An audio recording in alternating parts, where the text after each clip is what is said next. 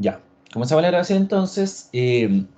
Lo último que hemos estado viendo, bueno, voy a recapitular todo el capítulo 3, que es cinemática, ¿ya? Y lo que nosotros hemos visto acá son dos conceptos importantes que tienen que ver con la descripción del movimiento y con las características cuantificables del movimiento, ¿ya? ¿Qué información podemos sacar del movimiento? Velocidad, aceleración, hemos visto lo que hemos visto y ahora vamos a ver vorticidad, rotación y circulación.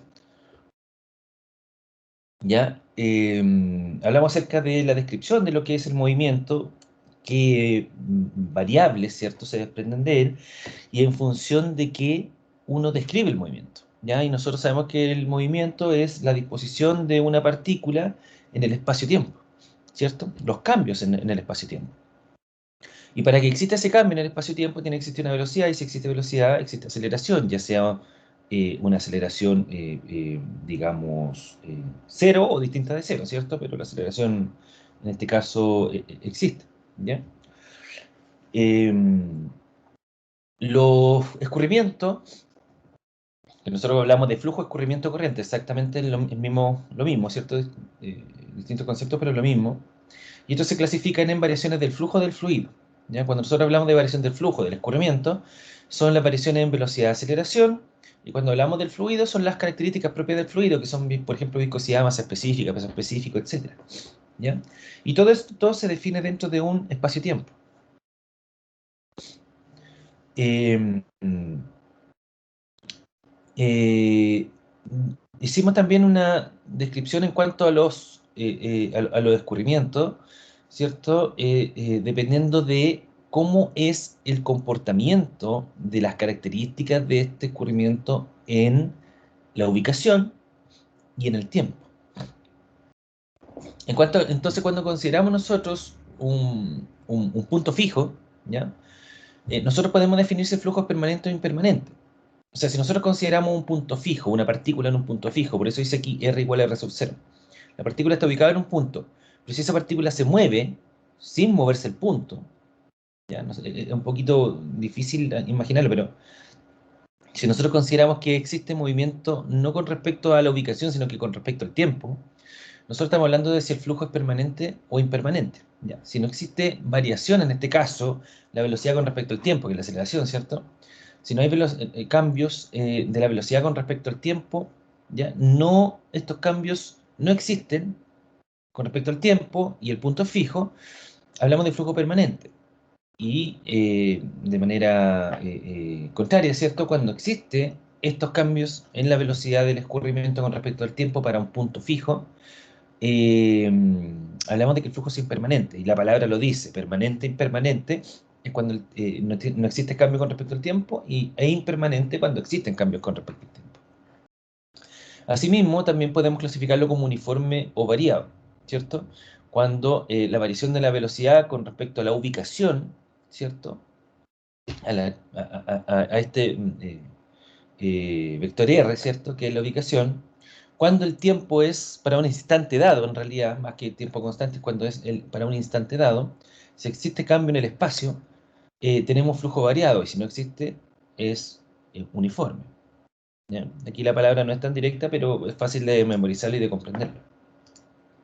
Y asimismo, existe la posibilidad de cruzar, mezclar, estas características del flujo, donde tenemos lo uniforme permanente, variado permanente, o puede ser flujo uniforme impermanente o variado impermanente. Esto es de gran utilidad para analizar las situaciones reales que generalmente se dan eh, en la naturaleza, ¿cierto? Por ejemplo, cuando ustedes quieran modelar después un comportamiento de un cauce, por ejemplo, un río, eh, ustedes pueden asumir ciertas características, pero por ejemplo, pueden asumir de hecho que sea un flujo variado, ¿cierto? O uniforme, ¿ya? Permanente. Pero se vuelve impermanente, y que ahí se vuelve la complejidad para la modelación del escurrimiento cuando, por ejemplo, está lloviendo. O cuando hay, en realidad, planteémoslo con ese ejemplo, cuando está lloviendo. Entonces ahí, en función del tiempo, hay variación de la masa, ¿cierto? De la masa de agua, porque hay un caudal que está aumentando constantemente debido a la precipitación. Entonces ahí ya se vuelven características distintas y más complejas de analizar. ¿ya? Y de modelar. Vimos ejemplo en tubería, ¿cierto? Para cada uno de los casos. Ya lo explicamos, no lo voy a explicar nuevamente, pero tiene que ver netamente con el caso impermanente, cuando nosotros ubicamos una válvula, ¿cierto? Y la vamos cerrando, y ahí estamos regulando el caudal que está pasando en función del tiempo. Y si sea uniforme o variado, depende de la sección, ¿ya? Como dependiendo de la ubicación que toma la partícula que nosotros estemos analizando, cambian sus características solamente en función del contorno que está, en este caso, envolviendo al, al fluido, ¿ya?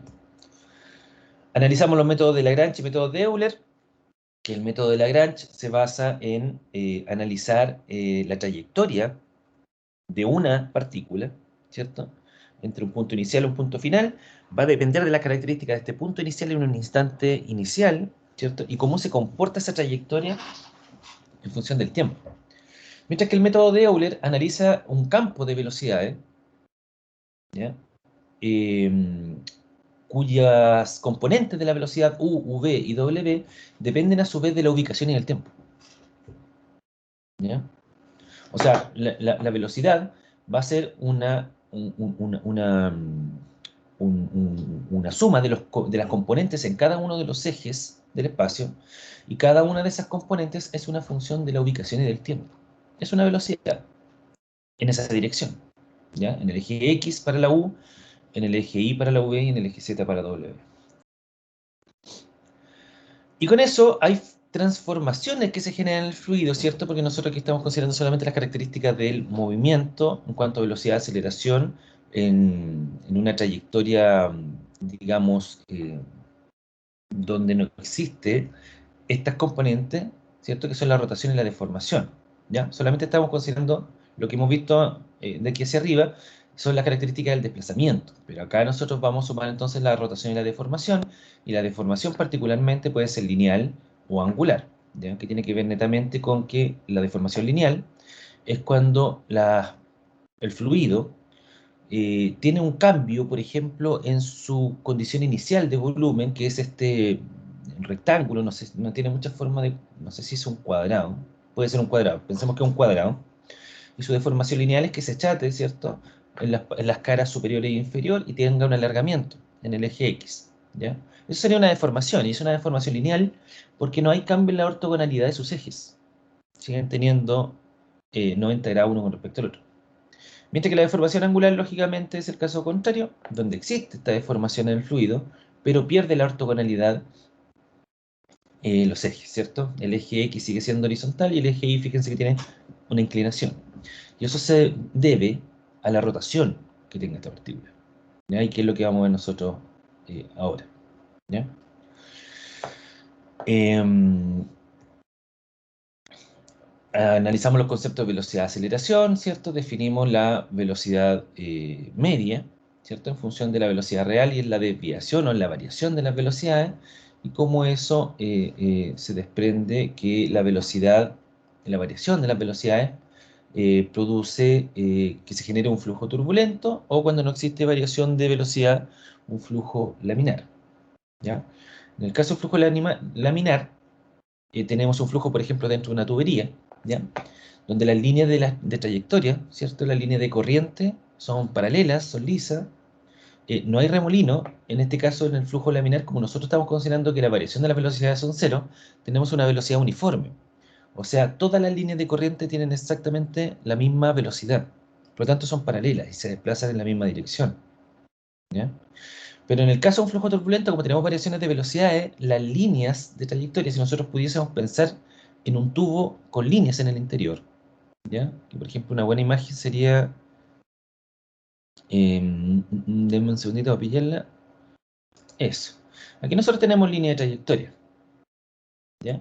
Nosotros suponemos aquí que este es el fluido y estas son las líneas que van entre ellas paralelas, ¿ya? En este caso es lo que se da cuando tenemos una velocidad uniforme, pero cuando tenemos variaciones en la velocidad,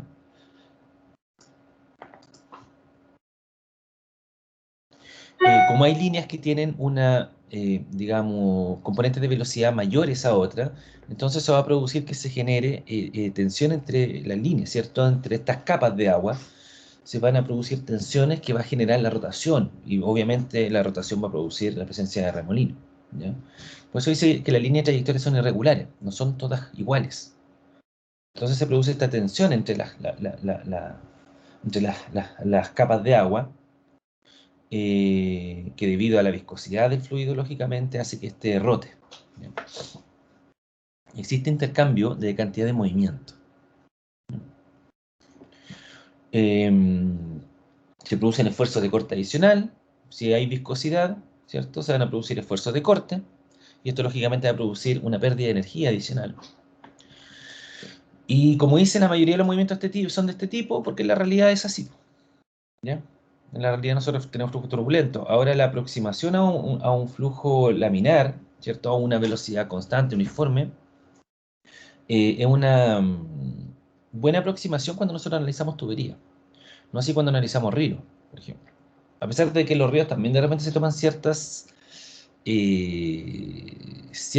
dan ciertas condiciones donde uno puede considerar flujo de este tipo, pero en estricto rigor, en la realidad es que tenemos un flujo turbulento donde se generan torbellinos, donde se generan vórtices, y, y como les comentaba anteriormente, es un poco compleja ahí la forma de modelar eso, ¿no? Por eso es que muchas veces se toman ciertas consideraciones para poder obviar algunas cosas, para poder facilitar un poquito la modelación, ¿no? Em, Analizando, definiendo la velocidad, ¿cierto? A través del método de Euler, podemos definir, y lo demostramos en la clase anterior, podemos definir finalmente el vector aceleración, ¿cierto? Y al definir el vector aceleración nos podemos dar cuenta de que tenemos tenemos dos componentes. Una que depende exclusivamente de los cambios de la velocidad con respecto al tiempo, que es de v de t, y otra que depende exclusivamente de la ubicación en el espacio, ¿ya? O sea, tenemos la variación de la velocidad en función del tiempo y la variación de la velocidad en función de la ubicación.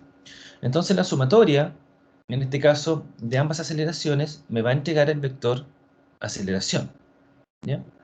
Estas componentes de la velocidad, de la aceleración, ¿cierto? Estas variaciones de la velocidad en función del tiempo y de la ubicación, se le denomina a la variación de la velocidad en función del tiempo aceleración local, ¿ya? Como dice ahí, la variación de la velocidad con el tiempo para cada uno de los puntos del espacio, ocupada por el fluido en movimiento.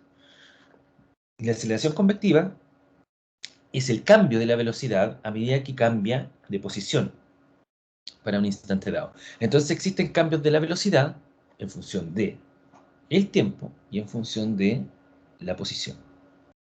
Y es por eso que las componentes de la velocidad dependen, u, v y w, es una función que depende de x, y, z y t, ¿ya? Depende de esas cuatro variables.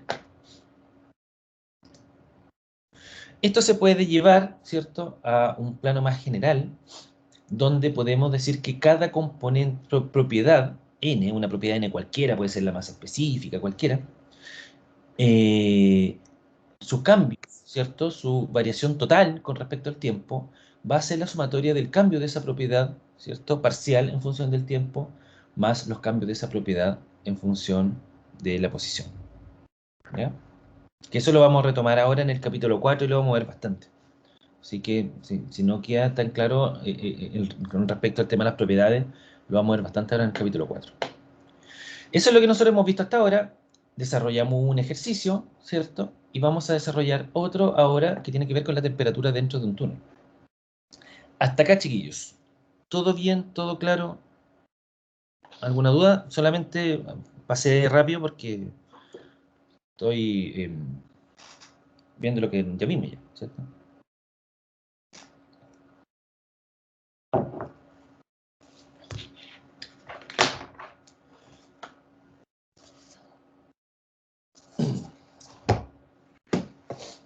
Ya, vamos a ver entonces un ejercicio que es con respecto a que dice lo siguiente: la temperatura en el interior de un túnel varía con la función exponencial decreciente de la distancia a la entrada y también en función de la hora del día siguiendo una curva sinusoidal. De manera que una distancia x desde la entrada a la hora t, ella se puede expresar como, con esta expresión, ¿cierto? Con esta función. La temperatura es igual a la temperatura inicial menos una constante a por e elevado a x, ¿cierto? Que es la variación de la distancia hacia el interior del túnel, dividido L, que L es el largo total del túnel, por el seno de 2pi del tiempo, dividido el tiempo inicial. ¿Ya? En este caso, la temperatura inicial, el tiempo inicial, el instante inicial, y esta componente A son valores constantes. Y dice, suponga que una partícula de fluido se mueve en el interior del túnel para una velocidad constante u. Encuentre la tasa de variación de temperatura que experimenta. ¿Ya? Entonces aquí ya tenemos nosotros la pregunta. ¿Ya? Una partícula que se mueve a una velocidad constante u y pide encontrar la tasa de variación de temperatura que experimenta. Indique luego si es posible encontrar una velocidad a la que debiera moverse la partícula para que no experimente cambios de temperatura. ¿Ya? Entonces, vamos a proyectar la pizarrita.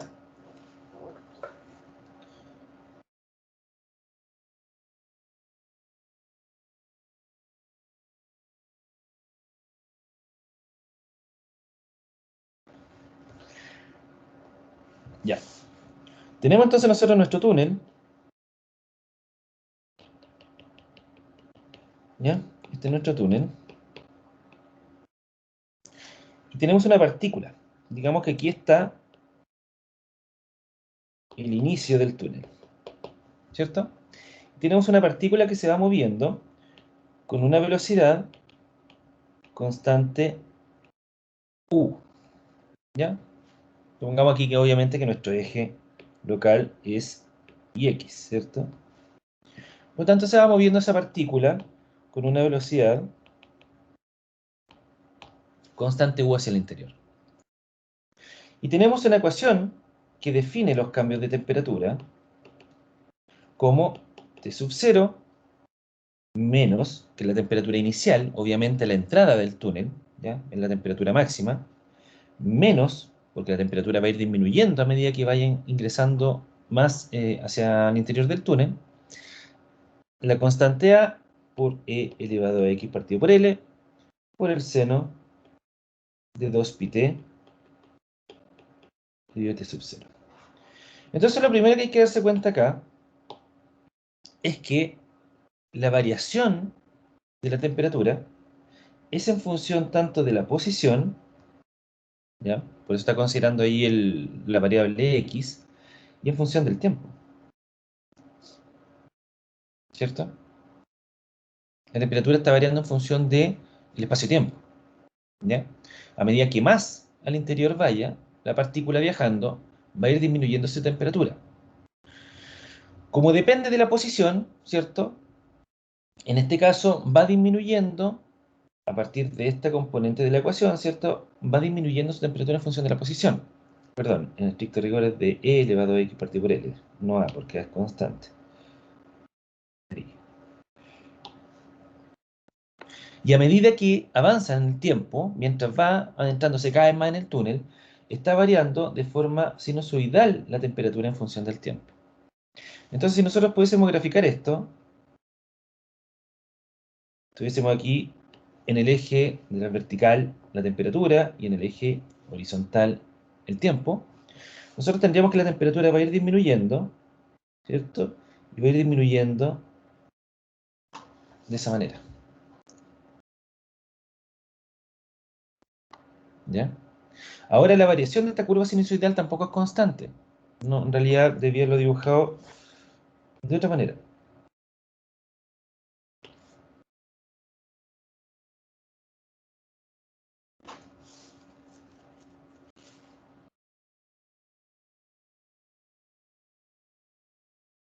¿Estamos? ¿Se entiende el problema? ¿Hay alguna duda?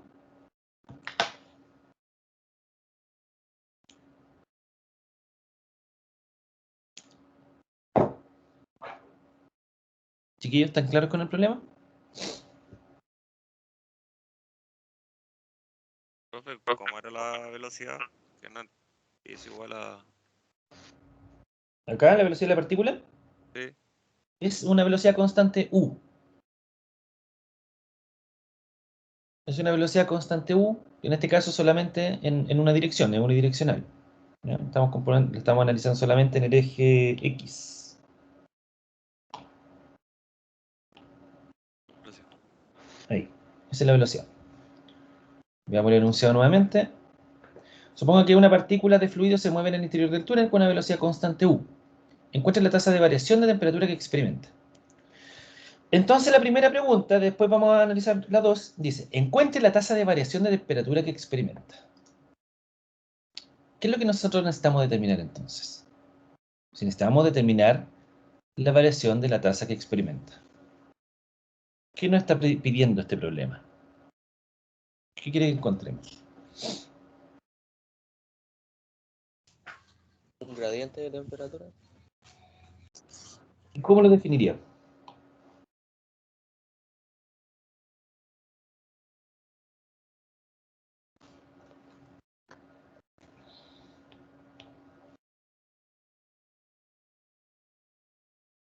¿Cómo definiría esa ecuación?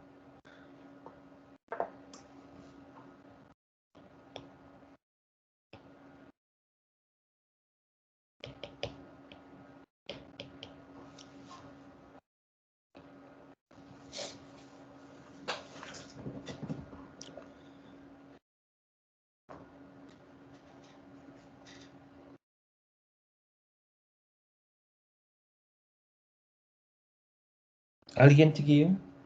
¿Cómo definiríamos esa tasa de variación? Una tasa. ¿Cómo definen ustedes una tasa de variación de algo?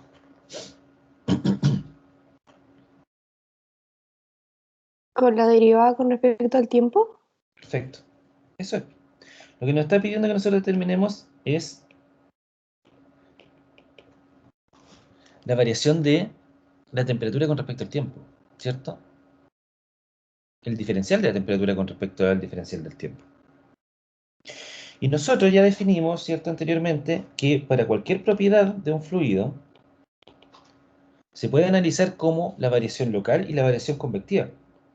Por lo tanto, tenemos que definir la suma de las componentes, ¿cierto?, de la variación parcial, en este caso la temperatura con respecto al tiempo, más... Ay, perdón, se me olvidó avisar. Ahí.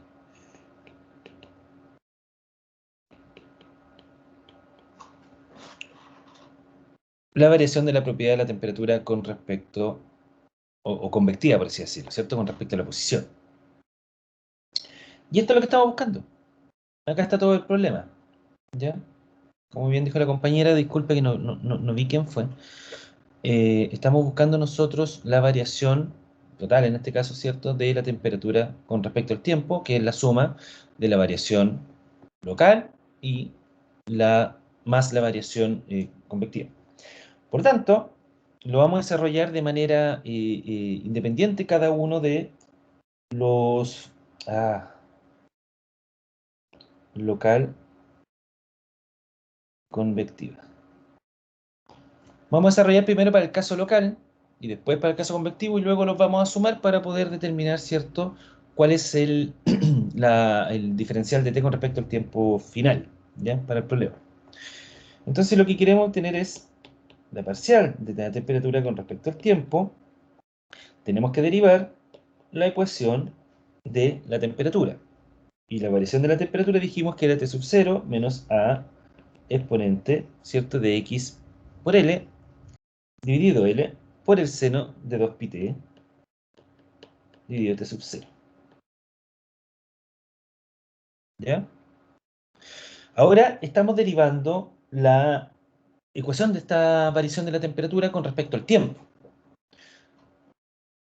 Si nos fijamos bien, nosotros solamente tenemos tiempo acá. Por lo tanto, se vuelve mucho más sencilla esta derivada, ¿cierto? En este caso, la derivada de la constante T sub 0, ¿cierto? Dijimos que T sub 0 es una constante, que es la temperatura inicial, con respecto al tiempo se hace 0.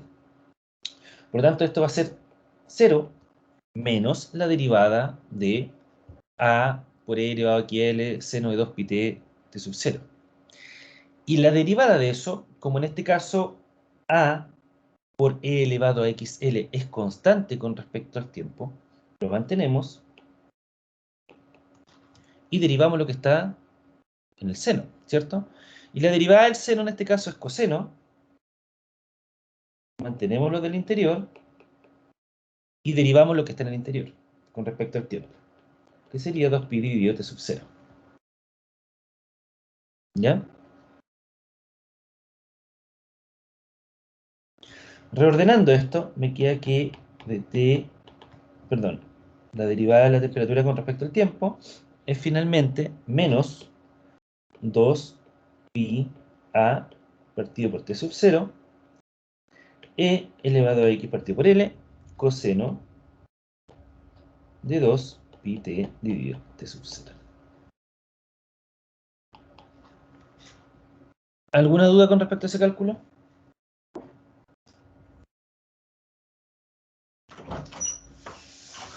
Es bastante sencillo. ¿Alguna duda, chiquillo?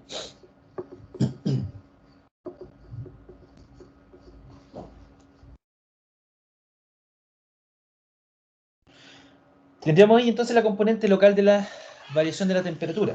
¿Ve? Dígame, Andrés. Que le quedó menos 2pi.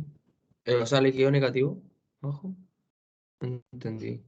Considero aquí aquí.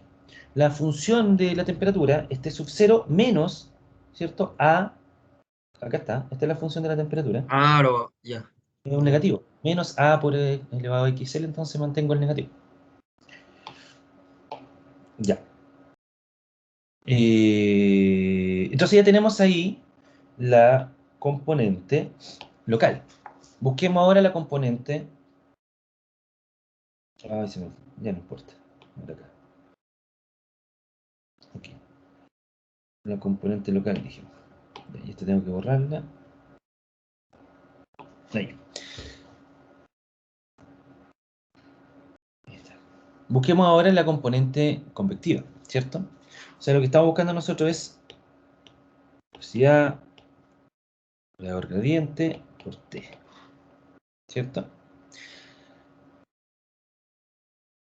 ¿Cómo sería eso? En la clase pasada vimos esto. ¿Cómo quedaría eso?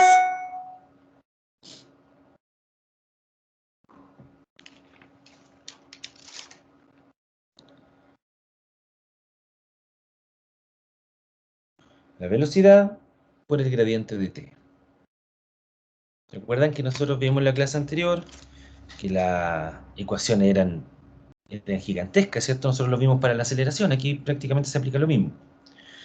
Y cuando lo vimos para la aceleración convectiva era B por el gradiente de B,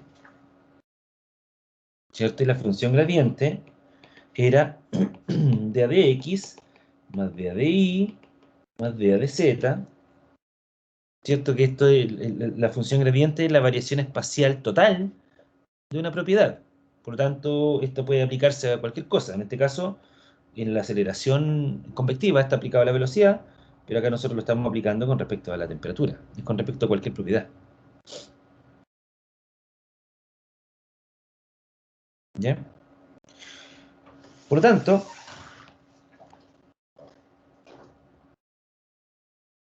¿cómo es el vector velocidad?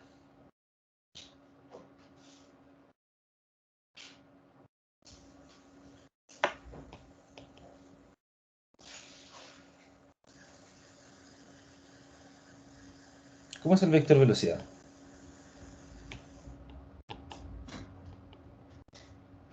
Lo definimos nosotros. ¿Cuáles son las componentes del vector velocidad? De X de T. De Y, perdón. ¿No era el diferencial de X partido en dt? ¿No era el tiempo? Sí, sí, pero acá te lo dieron como dato. Primero, el vector velocidad es UI más VJ más WK, ¿cierto? ¿Cuáles son las componentes de la velocidad? Es de X de T, pero en este caso te lo dieron el valor. ¿Cuáles son las constantes? Solo U en I, po. Solo U en I, ¿cierto? Y U es una función que depende de X, Y, Z y T. Eso es a modo general. Pero en este caso a ti te la dieron. Y esa velocidad U en el eje X es U. Y que era una constante. ¿Cierto? Está como parte del enunciado. Dice, suponga que una partícula de fluido se mueve en el interior del túnel con una velocidad constante U.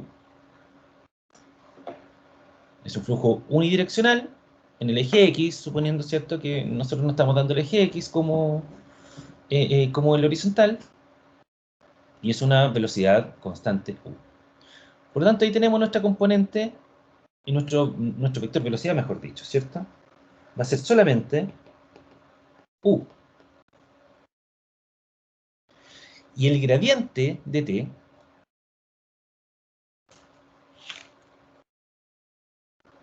va a ser la variación de la temperatura en todas las direcciones.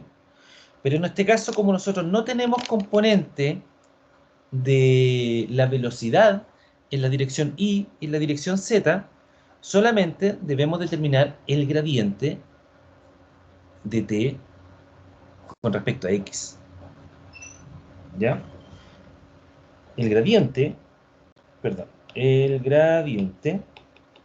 de T sería dt a dx más dt a dy más dt a dz. Pero como nosotros no tenemos componentes de la velocidad ni en y ni en z, solamente nos interesa el gradiente de la temperatura con respecto a x. Por lo tanto, la componente convectiva de la variación de la propiedad de la temperatura con respecto a la posición, en este caso, ¿cierto?, va a ser U por dt parcial, dt a dx.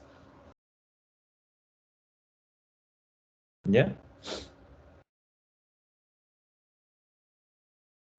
Esa va a ser la componente que a nosotros nos interesa. Por lo tanto,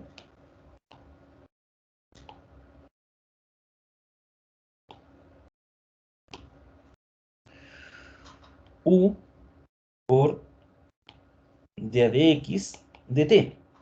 Y t dijimos que era t de sub 0 menos a e elevado a xl seno de 2pi t dividido t sub 0. ¿Ya? Tenemos que derivar eso. U por la derivada de la temperatura inicial con respecto a x, 0 lógicamente, 0 menos. Aquí tenemos que derivar necesariamente, a como es una constante se mantiene, y tenemos que derivar e elevado a x partido por l.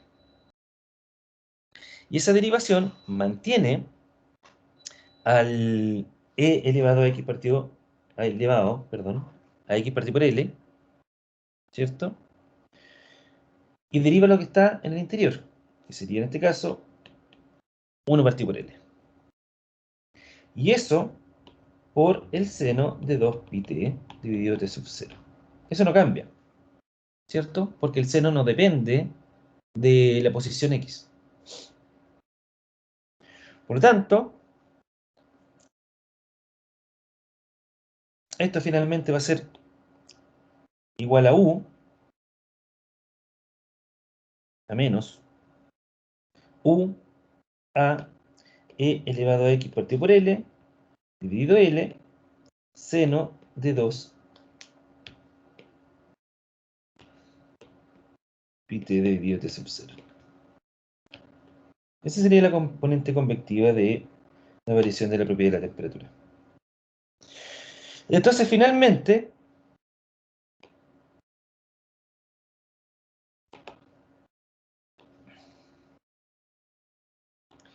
el diferencial total de la temperatura con respecto al tiempo va a ser la suma de los dos cálculos que hemos hecho ahora, ¿ya? Y sería la suma de la componente local, que sería menos 2 pi a dividido t sub 0 E elevado a x partido por L, coseno de 2 pi t dividido t sub 0, menos u a e x partido por L dividido L, seno de 2 pi t dividido t sub 0. Tenemos un factor común aquí nosotros, que es el negativo, y a e elevado a xl, 2 pi t sub 0 coseno de 2 pi t dividido t sub 0, más u sobre L, seno 2 pi t dividido t sub 0. Y ahí tendríamos nosotros nuestra variación total de la temperatura con respecto al tiempo. ¿Ya? El incremento de la temperatura con respecto al tiempo, en este caso, es negativo, porque en estricto rigor la temperatura va disminuyendo con respecto al tiempo, ¿cierto? Por eso tiene el signo negativo afuera. ¿Ya?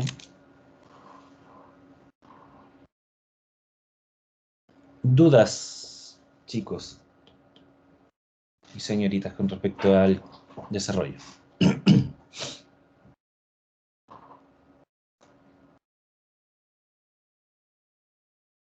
Profe, me perdí de dónde salió el partido de Bordeaux en la convectiva. No, no es partido por 2. Lo escribí muy Ah, rápido. L. L, Me sí. equivoqué. Sí, perdón. De repente, de partida no tengo muy buena letra. Y segundo, uno escribe un poquito rápido, ya que como es pizarra, uno escribe en el, en el tablet, es distinto a escribir en un cuaderno.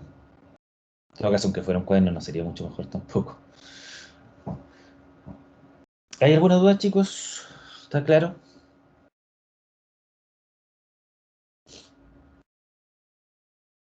Entonces ahí tendríamos nosotros nuestra primera pregunta, ¿cierto? Que dice, encuentre la tasa de variación de temperatura que experimenta. Aquí nosotros tenemos la tasa total, ¿cierto? De variación con respecto al tiempo. ¿Ya? Lo que nos necesitamos entonces ahora determinar. Es interesante esto porque acá nosotros estamos analizando, como lo dije recién, la variación de la propiedad total.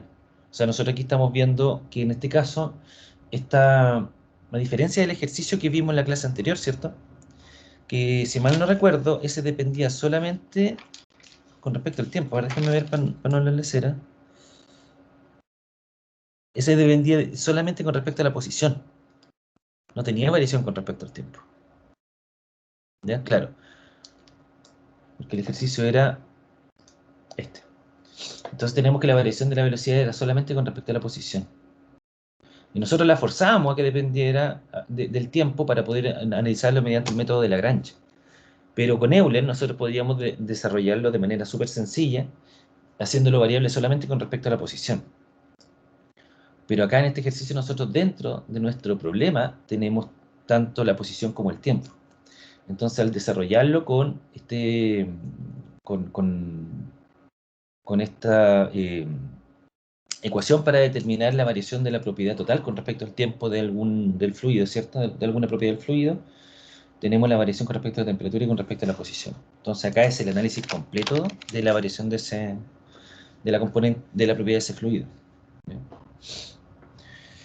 Ya, pues tenemos entonces la tasa de variación de temperatura de experimento.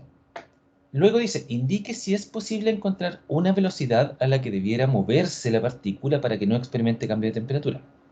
O sea, nosotros sabemos hasta este nivel que tenemos una velocidad u constante, ¿cierto? Donde para esa velocidad existe variación de la temperatura con respecto al tiempo, ¿cierto? Puede ser cualquier valor, y la temperatura u constante también puede ser, ¿cierto? Cualquier valor, y dependiendo de ese valor y de las otras componentes de esta ecuación, me va a permitir determinar cuánto va a variar la temperatura con respecto al tiempo, ¿cierto? Pero ahora me dice, eh,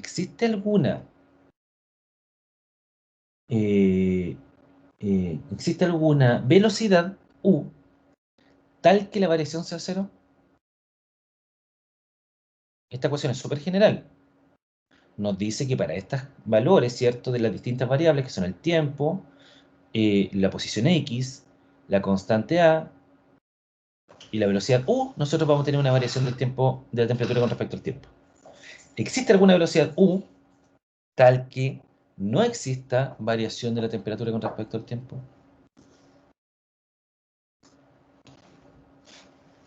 ¿Qué tendría que hacer?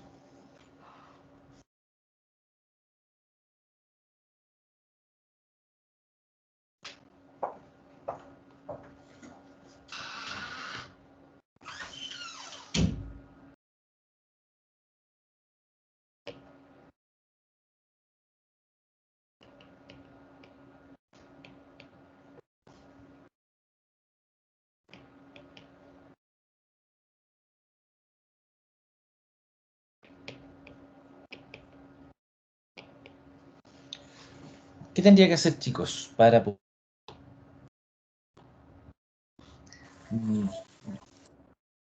poder determinar eso? Igualar la ecuación a cero y despejar U. Perfecto. Indica si es posible encontrar una velocidad a la que debiera moverse la partícula para que no experimente cambio de temperatura. Para que no experimente cambio de temperatura, tengo que decir que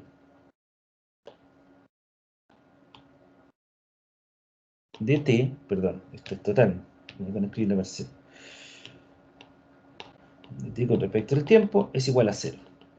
Por lo tanto, esta ecuación, que era menos a e elevado a x partido por l, 2 pi t sub 0, coseno de 2 pi t sub 0, más u partido por l, seno de 2 pi t sub 0, es igual a 0. Entonces lo único que necesitamos hacer aquí es despejar u, ¿cierto? Bueno, lo primero que se va a ir va a ser, obviamente... No, pero no, nos vamos a saltar ese paso. Igualamos entonces a 0 y nos queda finalmente que u partido por l, seno de 2 pi t sub 0 es igual a menos 2 pi t sub 0 coseno de 2 pi t sub 0. A ver si está bien eso. Pi. Claro, porque acá esta constante pasa hacia el otro lado, ¿cierto? Y se cancela.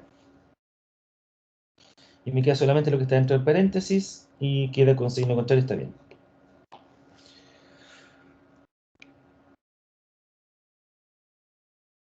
Entonces despejamos u. Me queda que es igual a menos 2 pi, va a salirlo multiplicando, dividido t sub 0. Y coseno dividido seno es cotangente, ¿cierto? De 2 pi t sub 0.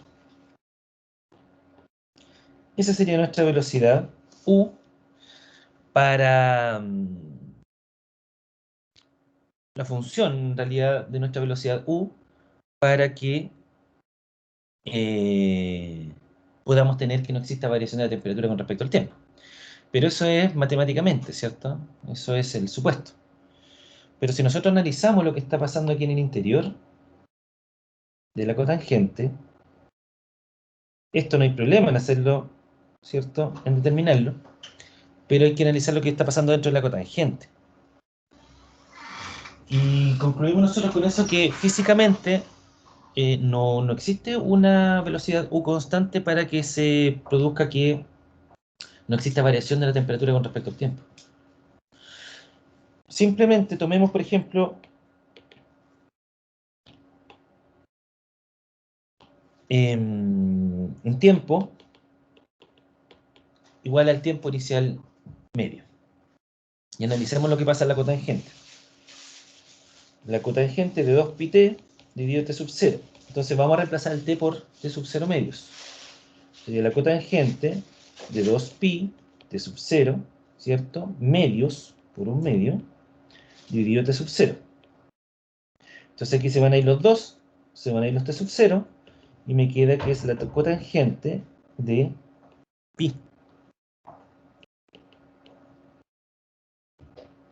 Y la cotangente de pi es coseno de pi dividido seno de pi. ¿Y qué particularidad tiene eso?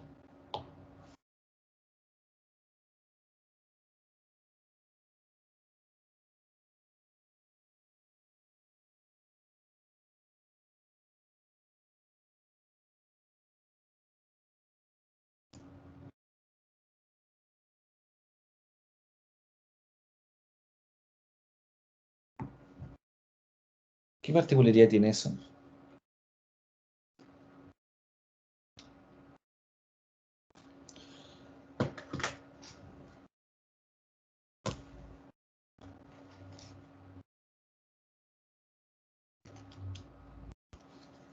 ¿Cuánto es el seno de pi?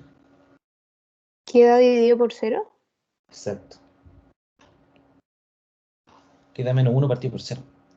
Por tanto, cuando el tiempo sea igual a tiempo inicial medio, t sub 0 medio, u se indetermina.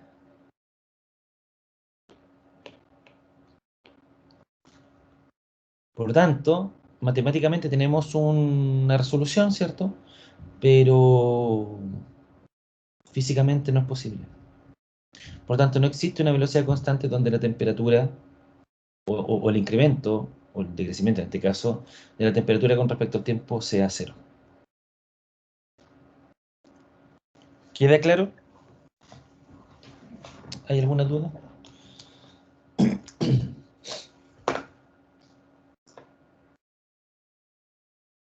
Chiquillos, Profe, ¿podría poner de nuevo el enunciado? Es que ahí está.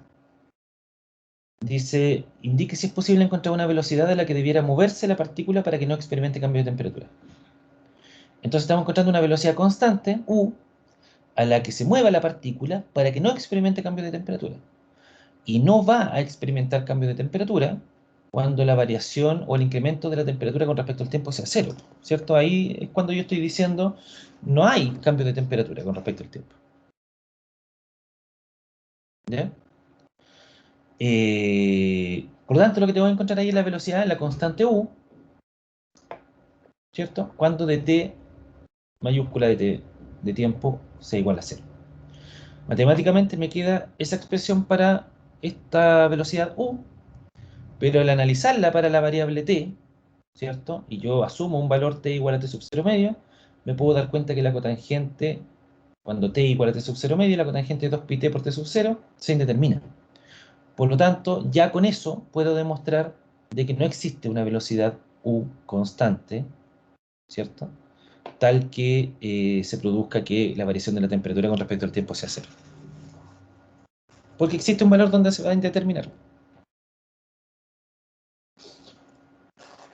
y si por ejemplo, si me hubieran dicho, me hubieran preguntado por la tasa de variación de la temperatura con respecto al tiempo y, y si veo, o sea, igual la función implica un x, igual tendría que haber hecho lo mismo, aunque me hubieran dicho que era solo con respecto al tiempo, igual hubiera tenido que usar la convectiva, ¿verdad? Es que acá no estamos utilizando la convectiva, aquí estamos utilizando la total. ¿Ya? Esta es de t, espérame. Esta es la aceleración total. Fíjese que es la derivada total. Esta es la suma de la aceleración local más la convectiva. De hecho, esta función que nosotros definimos acá es la suma de la total más de la local más la convectiva. Está acá. Ah, no, pero si me hubieran dicho determine la variación de la temperatura solo con respecto al tiempo, igual para sacar esa función también hubiera tenido que trabajar la convectiva para llegar a la función esa que está encerrada en rojo del final. Claro, porque lo que pasa es que nosotros cuando definimos la variación total, eso es lo que les explicaba hace unos minutos atrás, cuando nosotros queremos definir la variación de una propiedad con respecto al tiempo, hay una componente que es solo con respecto al tiempo, pero necesariamente también tiene que existir una componente que es con respecto a la posición. Por lo tanto, cuando nosotros hablamos de la variación de esa propiedad, que en este caso es la temperatura, con respecto al tiempo, es en estricto rigor la suma, ¿cierto?, de la variación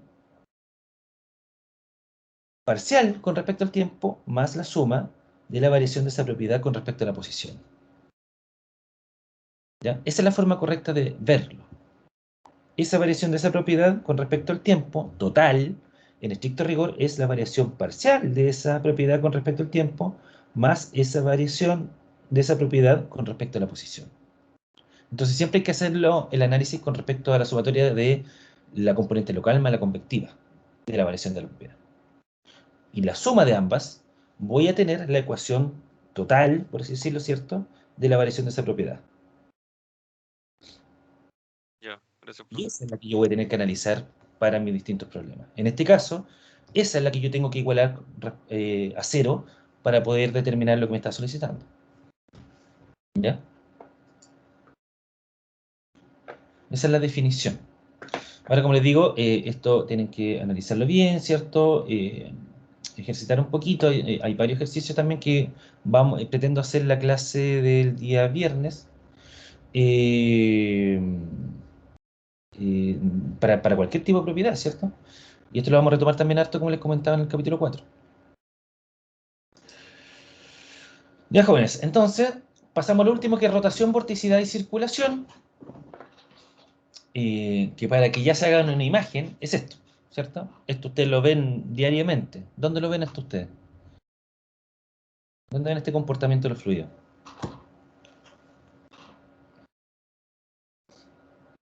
En el baño. En el baño, ¿cierto? Cuando se duchan, cuando se lavan los dientes, cuando tienen la cadena, siempre ven esto ustedes. Y este, que es también un comportamiento del fluido que es cuantificable, ¿cierto? Así como nosotros ahora hemos definido hasta ahora la velocidad y la aceleración, también nosotros podemos definir estas otras variables, estas otras componentes del comportamiento del fluido que pueden ser cuantificadas, que lo vamos a ver ahora, que son la rotación, la vorticidad y circulación. Y la rotación y la vorticidad tienen una relación directa y bastante sencilla, ¿ya? La rotación en este caso es la componente vectorial de la magnitud, en este caso, de la velocidad angular que tiene este movimiento, ¿cierto?, circulatorio. Y la vorticidad es el transporte de esas velocidades, ¿ya? Porque así como está girando en torno a sí mismo, también está desplazándose. Y la circulación tiene que ver directamente con, si vemos esta imagen, tiene que ver con la distancia, ¿cierto?, el desarrollo de la velocidad por sobre la línea por la cual está actuando la velocidad. O sea, sería como, por ejemplo, por explicarlo de una forma un poquito burda, sería como el perímetro por el que está viajando aquí la velocidad, ¿ya? Por el perímetro de este vórtice que está generándose acá. Obviamente puede ser en cualquier punto al interior de este vórtice, ¿ya? Pero eso lo vamos a ver ahora. La rotación entonces se define como una cantidad vectorial que un elemento fluido en movimiento puede girar en torno a cualquiera del eje de coordenadas. En este caso, esta imagen que estamos viendo nosotros acá estaría girando con respecto al eje local Y, ¿cierto? Nosotros siempre nos damos Y vertical, X horizontal y Z en profundidad, ¿cierto? En este caso hacia el interior de las pantallas. Por lo tanto, la rotación es la cantidad vectorial de un elemento fluido en movimiento que puede girar en torno a cualquiera de los ejes de coordenadas. Por tanto, basándonos solamente en este enunciado, podemos definir claramente que el vector de la rotación, el vector rotacional, es igual a la componente X, Y y Z, ¿cierto?, en cada uno de los ejes, donde la componente de la velocidad angular, ¿cierto?, Rx, es en torno al eje X. O sea, aquí esta componente es cómo gira Y y cómo gira Z en función de X. X fijo, ¿ya? O sea, si nosotros vemos, por ejemplo, para que quede un poquito más claro, o en la misma imagen, po. Si nosotros vemos esto, imagínense la regla de la mano derecha, pulgar hacia arriba, ¿ya? Y los dedos apuntando de derecha hacia izquierda, girando en contra de la manecilla del reloj, ¿cierto? ¿Cuál sería aquí la el vector que está fijo en esta imagen.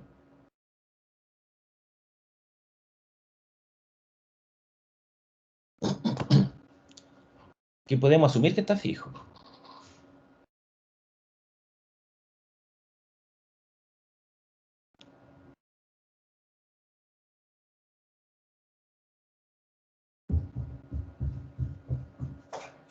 ¿Alguien?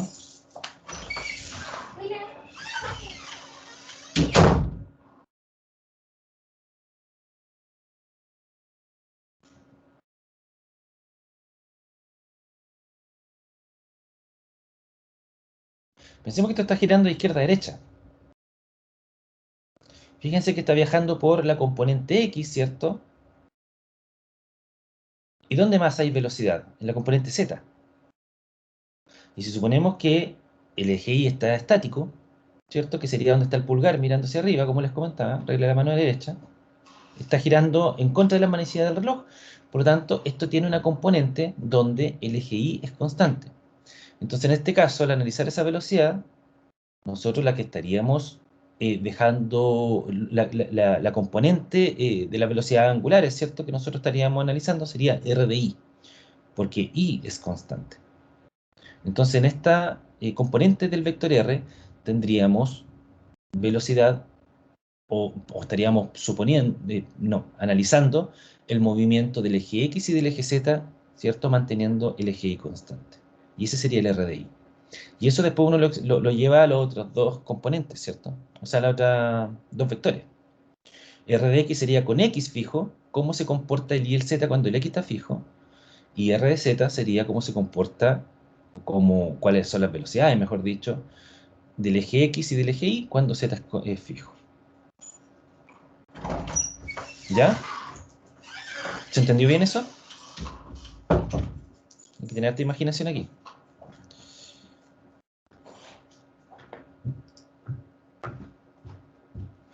Se acostumbra a evaluar como la velocidad angular promedio a que giran las líneas perpendiculares, dos líneas perpendiculares cualquiera, estamos escritos. ¿Ya? Entonces, tenemos nuestro vector R, ¿cierto? Que son las componentes de la velocidad angular en rotación a cada uno de los ejes, ¿ya? Considerando cuando ese eje está fijo. R de X, eje X fijo, y lo mismo para R de Y, R de Z. Cuando nosotros consideramos la vorticidad, nosotros la relación que hacemos entre la vorticidad y la rotación es que la vorticidad es dos veces el vector rotación, ¿ya? Porque como les comentaba, la rotación tiene que ver específicamente con el comportamiento rotacional de esta partícula del fluido o de este volumen de control, ¿cierto? Podemos verlo desde los dos puntos de vista. Y la vorticidad tiene que ver directamente con la traslación de este campo de velocidad, ¿ya? Como dice ahí, la vorticidad dice velocidad de rotación con que gira un elemento fluido cuando se mueve sometido a un campo de velocidad. ¿Ya? Entonces, si nosotros analizamos esto, nosotros acá tenemos, por ejemplo, el eje Y, ¿cierto? Que es el vertical, el eje X, que es el horizontal, y tenemos el eje Z, que es en profundidad. Por lo tanto, esta partícula o este volumen de control, que es este que está acá, está siendo sometido a velocidades en el eje Y, que son estas velocidades v sub 0, ¿cierto? Y el incremento de esa velocidad en función de este diferencial X, ¿cierto? Este delta X, que va a ser en este caso, acá aplicado a la derecha, la velocidad v sub 0, más el incremento parcial de la velocidad con respecto a X por esa distancia X. Eso va a implicar que entre el eje de este volumen de control y ese punto donde se está aplicando ese incremento de la velocidad, ¿cierto?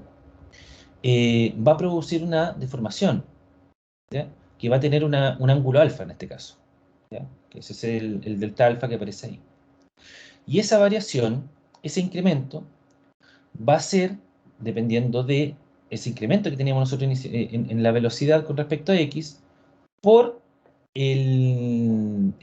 por esa distancia X, ¿cierto? A la que está ubicado ese punto que estamos analizando, por el incremento en el tiempo.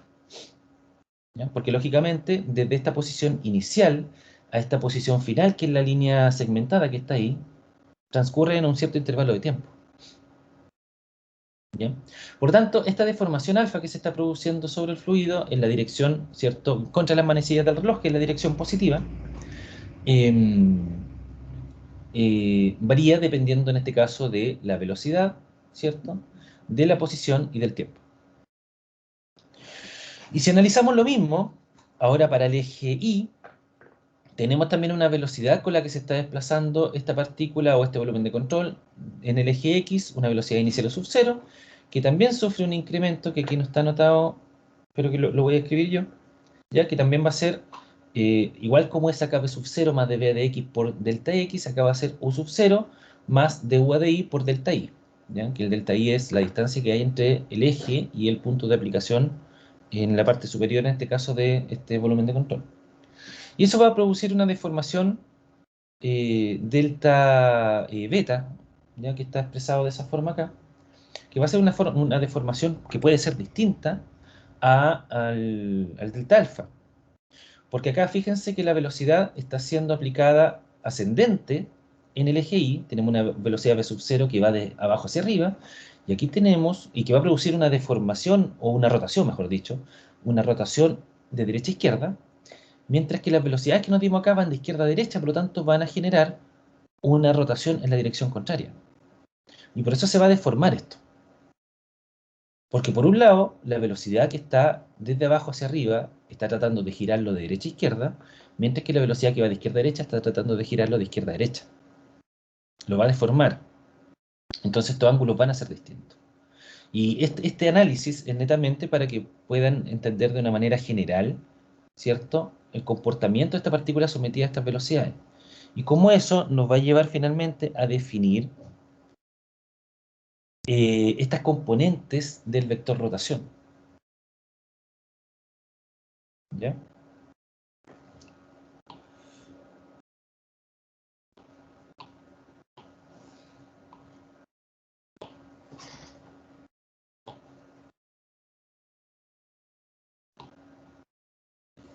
Ya. ¿Alguna duda con eso, chicos?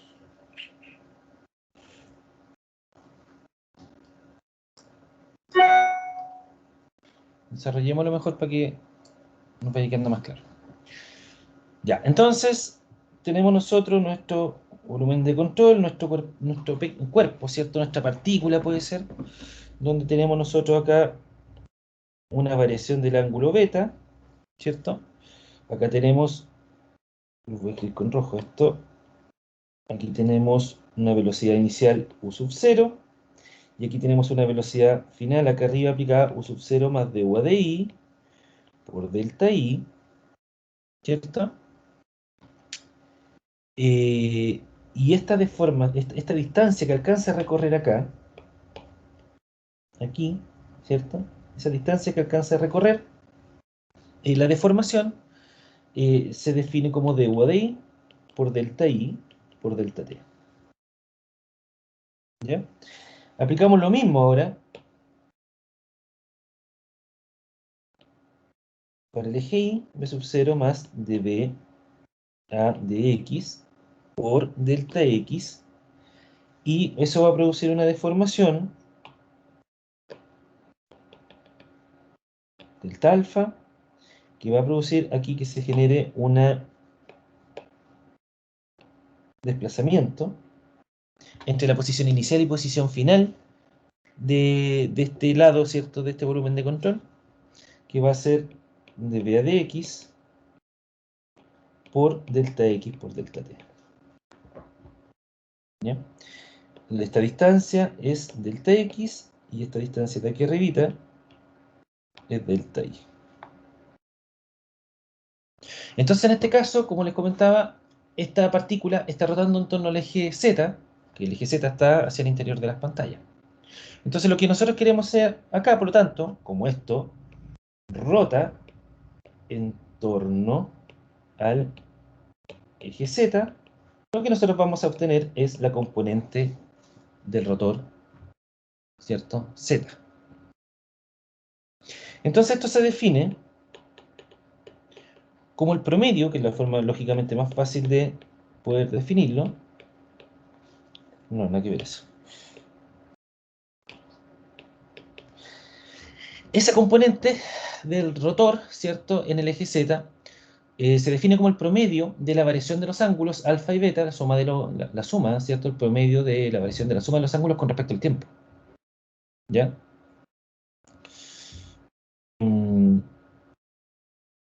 Hasta aquí, ¿se entiende esto? Lo que estamos buscando. Estamos buscando la componente de la velocidad angular del rotor, ¿cierto?, del vector rotor, pero con respecto al eje Z, que es en este caso el que se mantiene fijo. Estamos analizando solamente las velocidades que se generan en las componentes U e Y. O sea, U y V, ¿cierto?, que están en los ejes X e Y.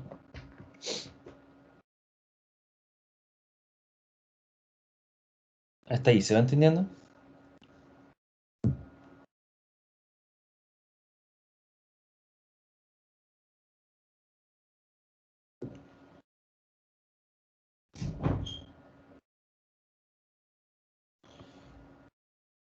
Hay que asumir que sí.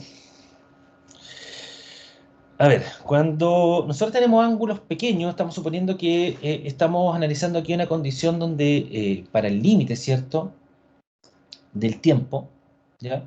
Esto más bien la definición es esta, ¿cierto? Que esta componente del rotor R con respecto al eje Z fijo es igual al límite cuando el delta t tiende a 0, ¿ya? Y eso es igual al promedio de la suma de los ángulos con respecto al tiempo. Por lo tanto, si estamos analizando para la condición de límite cuando el tiempo tiende a 0, entonces nosotros podemos asumir que estas variaciones, ¿cierto?, de los ángulos, tanto alfa como beta, son bastante pequeñas. Entonces, cuando estos ángulos, alfa y beta, son pequeños, se puede asimilar a que esa variación es igual a la tangente de esos ángulos. Y la tangente de esos ángulos, nosotros podemos aplicar aquí trigonometría. Y tenemos acá, por ejemplo, la tangente del ángulo alfa va a ser igual a dB de x por delta t, dividido esa distancia que nosotros la definimos que es delta x. Por lo tanto, la tangente de alfa va a ser igual a dB a dx por delta t, dividido delta x. ¿Cuáles se van a cancelar? Y me va a quedar que la tangente de alfa va a ser dB a dx por delta t. Y si hacemos el análisis para el ángulo beta, la tangente de beta es igual a du a di por delta i por delta t dividido delta i. Y eso me va a quedar du a di por delta t. Ahora bien, la diferencia que existe entre ambas es que en este caso, para el ángulo beta, esto tiene un valor negativo. Y eso es porque, como lo definimos anteriormente, esto hay que seguirlo mediante la regla de la mano derecha. Y la regla de la mano derecha indica de que el eje Z es positivo saliendo de las pantallas. Por tanto, el pulgar está saliendo, ¿cierto? Va en dirección a sus caras. Y los dedos están apuntando en contra de las manecillas del reloj. O sea, lo positivo sería de derecha a izquierda. Pero nosotros estamos aplicando acá la velocidad u en la dirección positiva del movimiento que de izquierda a derecha en el eje X, lo cual va a generar una deformación en este caso a favor de las manecillas del reloj, porque la velocidad va a tratar de hacerlo girar a favor de las manecillas del reloj, de izquierda a derecha, ¿cierto? Fíjense dónde están aplicadas las velocidades. Por lo tanto, como está en contra de las manecillas del reloj, entonces, en este caso, esta componente del ángulo beta es negativa. ¿Ya? Entonces ahora si obtenemos R de Z, y nosotros dijimos que era el promedio de esos ángulos, y eso nosotros ya lo definimos, hagamos la sumatoria con las componentes de velocidad, ¿cierto? Que va a ser dB a dx por delta t menos du a di por delta t, y todo eso dividido por delta t. Esto es lo mismo que está acá arriba. Como tenemos delta t en todos lados, me queda finalmente que r de z es igual a 1/2 de b de x menos de u de y. Y esa sería la componente z de mi rotor, de mi vector rotor R. Está ahí. Ahí. De b de x, 1/2 de b de x menos de u de y. Este es el gradiente, se obtiene con el gradiente de velocidades, ¿cierto? Y lo mismo, obviamente, lo replicamos entonces para la componente x y la componente y del rotor. ¿Ya? El mismo análisis, y nos vamos a dar cuenta de que r de x es 1/2 de w de y menos de v de z, y r de y es igual a 1/2 de d de z menos de w de x. Por lo tanto, el vector r, que es el vector rotación, es r de x por el vector unitario y más r de y por j más r de z por k, y va a quedar de esta manera.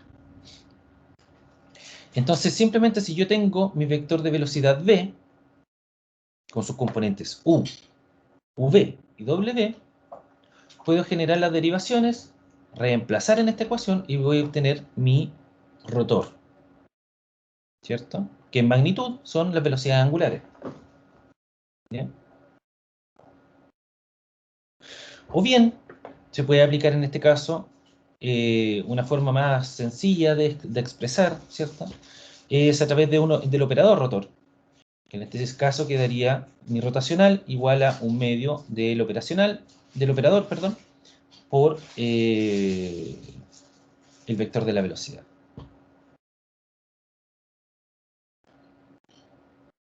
Y la vorticidad, como lo definimos anteriormente, que es 2 veces el rotacional, ¿cierto? Simplemente se multiplica por 2, desaparece el 1/2 y me queda que es el operador vectorial por el vector velocidad. ¿Ya? La forma de definir ese operador, ¿cierto? Cuando lo tenemos con la velocidad, la componente de la velocidad es de esta manera, ¿cierto? Si estamos buscando lo que pasa en el eje X, ¿cierto? Lo que va a multiplicar a la componente, perdón, al vector unitario Y, ¿cierto? Tapamos esto y me queda dw a de y menos, es cruzado, ¿cierto? dw a de y menos dv a de z. ¿No? Y así se hace también para las otras componentes. ¿Dudas hasta acá? Profe, Dígame. ahí, o sea, en la diapo anterior se estaba diciendo que, por ejemplo, la velocidad v y u va a afectar en la rotación en z, y si fuera, por ejemplo, la velocidad w y u va a afectar en la rotación en y si fuera w y u, o sea, perdón, w y v va a afectar en la rotación en x. Me perdí. De nuevo.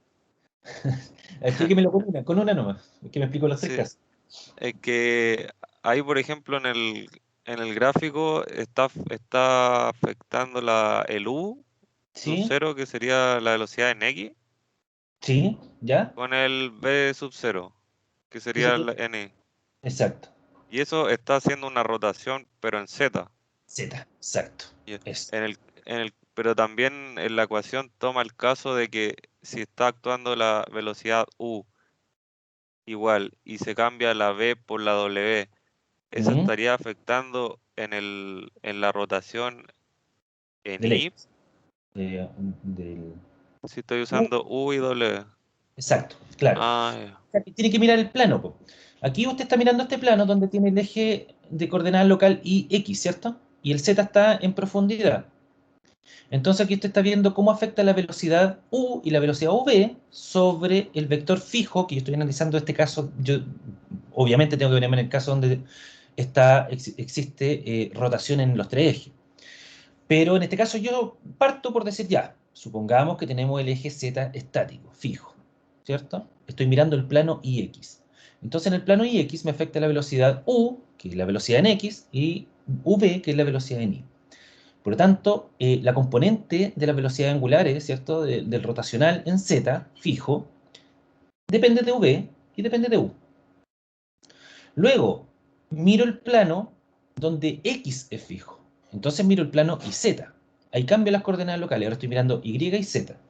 Y en Y y Z me va a afectar la velocidad W, la componente de la velocidad W, ¿cierto? Que es en el eje Z, y la componente V, que es en el eje Y.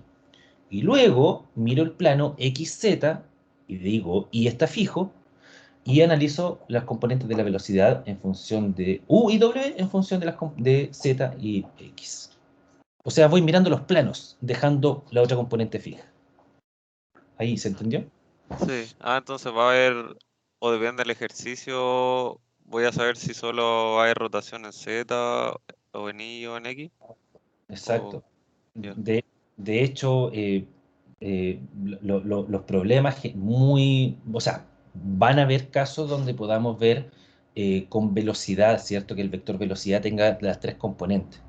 Pero generalmente, como hemos visto nosotros aquí en ejercicio anteriormente, la velocidad es unidireccional, bidireccional, no se escapa mucho más de eso. Un caso muy específico va a tener las tres componentes de la velocidad. Por lo tanto, cuando ustedes analizan aquí el rotor, como ustedes tienen cada una de las componentes de velocidad derivadas en función de algún vector, ¿cierto? De alguna dirección, mejor dicho, muchas se van a cancelar, se van a hacer cero. Entonces esto se va a reducir bastante. Este vector R se va a reducir bastante para los problemas. Como hemos visto nosotros en ejercicios anteriores, donde cuando calculamos, por ejemplo, en este ejercicio, ¿cierto? Nosotros aquí tenemos solamente componente de velocidad en el eje X. Y se acuerdan que nosotros hicimos el análisis de las aceleraciones, la velocidad, y que tiene un montón de componentes. Y estas al final prácticamente se van cancelando todas. ¿Me sigue? Entonces ahí se hace harto más fácil el análisis. Bueno, también podemos, obviamente, como esto es rotacional, ¿cierto? También se puede especificar en coordenadas cilíndricas, donde en este caso el vector rotacional y el vector vorticidad van a cambiar sus componentes, ¿cierto? Esto también tiene un análisis detrás que no lo vamos a hacer porque un poquito está de más. Deberían ustedes haberlo visto ya en alguna asignatura anterior, de hecho. Por lo tanto, no es más que la expresión de las variaciones de la velocidad con respecto al ángulo, con respecto al radio y con respecto al eje Z. ¿Ya? Otra forma de verlo y de analizarlo nomás que permite una forma de desarrollo distinto. Entonces, en este caso, nosotros estamos viendo partículas o volúmenes, ¿cierto?, de control que están rotando, ¿cierto?, debido a la acción de las velocidades, del escurrimiento mismo. Y nos queda definir en este caso cuando un flujo es irrotacional, que lógicamente un flujo irrotacional va a ser cuando el rotor sea cero, este vector R sea cero. Y en consecuencia, si este vector R es cero, lógicamente la vorticidad también va a ser cero. O sea, tanto un flujo irrotacional implica que la rotación y la vorticidad sean cero. Y una propiedad de la vorticidad es que la divergencia del vector de la vorticidad, ¿cierto?, sea igual a cero. ¿Ya? O sea, en este caso, nosotros vamos a tener las componentes del vector vorticidad, ¿cierto?, para cada uno de los ejes X, Y y Z, y la sumatoria de ese gradiente de ese vector, ¿cierto?, va a ser igual a cero. ¿Ya? Esto produce un tubo de torbellino, que se llama, que nosotros cuando analizamos las líneas de corriente, nosotros decíamos que, lo he dicho entre esta clase y la anterior, que por ejemplo cuando nosotros analizamos el escurrimiento dentro de una tubería, las líneas de corriente, ¿cierto?, que son las capas de fluido, esas capas finísimas de fluido, ¿cierto?, van fluyendo de manera paralela, si es que la velocidad es uniforme, ¿cierto?, bajo esa condición, para un fluido ideal, donde no exista viscosidad, esas líneas van a ser paralelas y van a ser iguales, porque la velocidad es uniforme, es constante en cualquier punto dentro de la tubería. Ya estamos asumiendo esa premisa. Por lo tanto, no existe rotación. Y todas esas líneas van a ser, dentro de esta tubería, ¿cierto? Nosotros vamos a estar mirando las líneas de corriente ¿cierto? Y en el caso de que sea un fluido real, donde va a existir vorticidad, donde va a existir rotación, entonces nosotros aquí hablamos del tubo de Torbellino, ¿ya? Y nosotros analizamos en este caso que las líneas de corriente ya no son paralelas y no van viajando todo en una dirección, sino que están girando, ¿ya? A medida que se van desplazando. No tengo aquí un video a mano, estuve viendo uno hace poco, hace unos días, donde muestran, busquen en YouTube vorticidad y rotación y van a ver algunos videos sobre cuando entra un fluido y se van produciendo las líneas de torbellino que se llaman, ¿cierto? Que va girando en torno a sí mismo a medida que se va desplazando el fluido. Hace algo por el estilo, lo voy a dibujar. Es como lo que pasa con el humo del cigarro, ¿ya? Si nosotros dibujamos aquí un cigarrito, ¿cierto? Se está quemando acá y empiezan a salir las líneas como flujo laminar, ¿cierto? Todas las líneas de corriente van vertical hasta que llega un punto donde esto genera rotación en torno a sí mismo, ¿ya?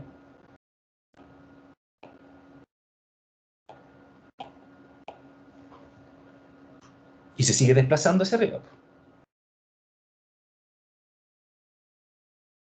¿ya? Bastante feo el dibujo, pero busquen algo un poquito mejor en YouTube, ¿ya?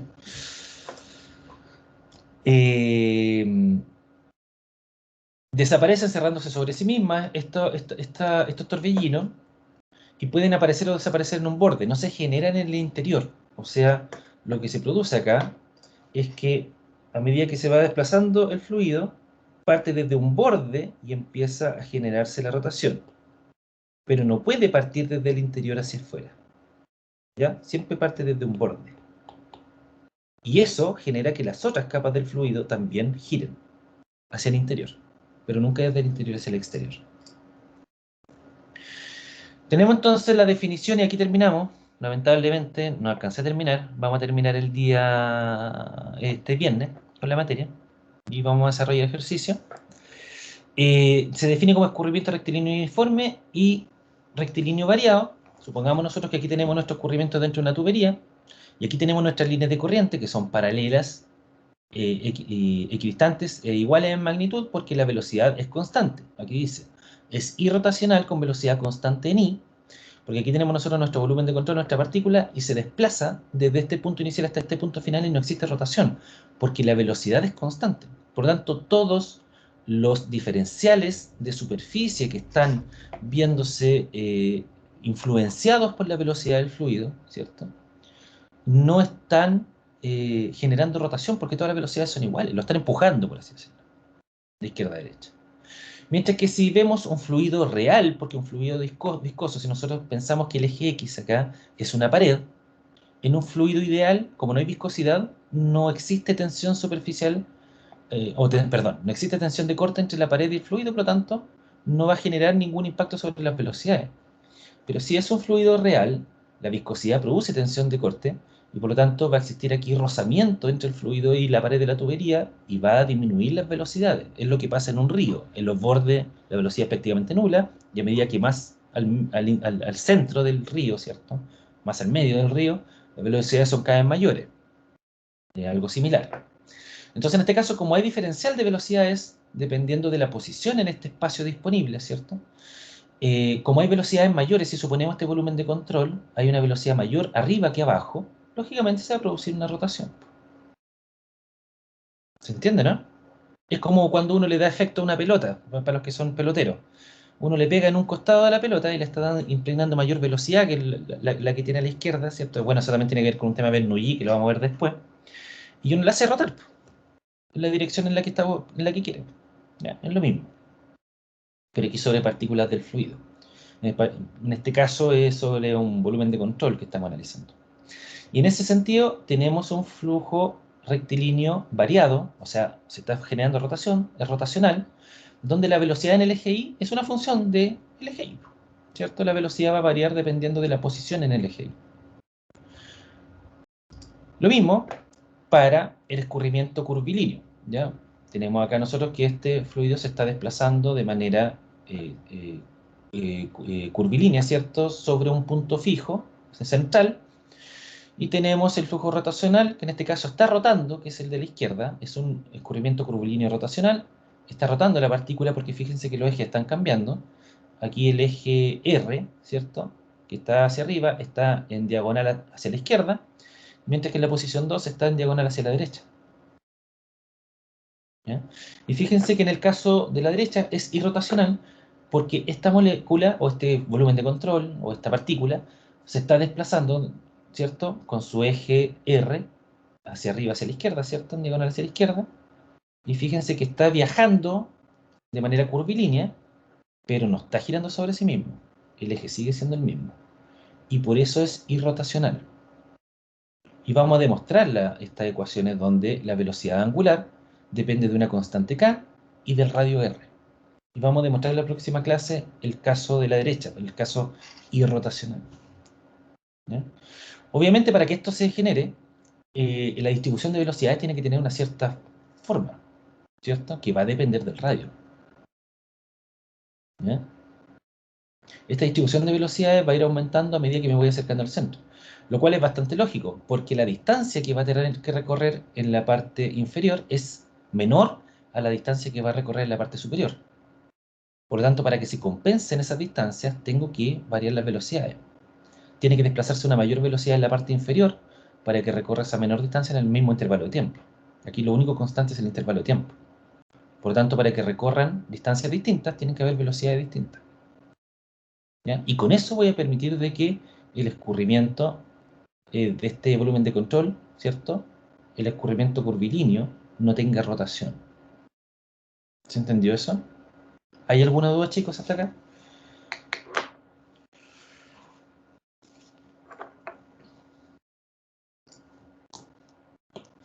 Esta partícula, o esta molécula, volumen de control, está viajando curvilíneo.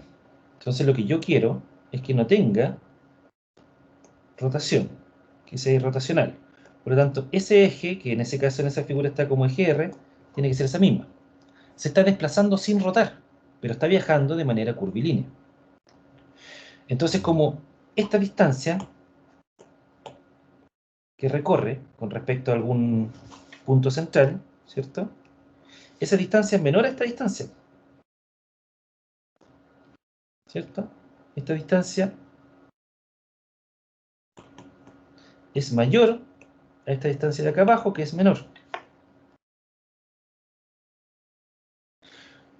Por lo tanto, para que esto pase, ¿cierto? Como el tiempo es constante, lógicamente, ¿cierto? El tiempo de viaje entre esta posición 1 y la posición 2, el tiempo constante, velocidad es igual a distancia partido por tiempo, con el tiempo constante, como tiene que recorrer distancias distintas, tiene que existir velocidades distintas para que el tiempo se mantenga constante. Y es por eso que la distribución de velocidades en la parte inferior tiene que ser mayor a la de la parte superior. Es la única forma de que se mantenga irrotacional. ¿Ya? ¿Dudas, jóvenes, con respecto a esta clase? Y disculpen que me haya pasado tanto en la hora. Profe, Dígame. y siguiendo ese principio, o sea, se puede decir que a medida que, o sea, a más profundo donde está el vórtice, ¿seguiría aumentando más la velocidad al centro o sería la misma que en la superficie, por así decirlo? Claro, porque nosotros aquí estamos analizando este volumen de control chiquitito, ¿cierto? Ese cubito que está ahí, pero ese es un volumen de control dentro de todo el fluido, ¿ya? Por lo tanto, si nosotros consideramos que esas líneas que se ven ahí, ¿cierto? En la rotación, esas líneas constantes que se ven ahí, fuera un tubo, una tubería, que está girando, haciendo escurrir este fluido de forma curvilínea, rotacional, a medida que más nos acerquemos a la pared inferior de la tubería, ¿cierto? Que sería esta que está acá abajo, ahí. A medida que más nos vayamos acercando a ese punto, mayor va a ir siendo la velocidad para poder recorrer una menor distancia. ¿Ya? Ya, gracias. Ya chicos, nos vemos entonces el día viernes.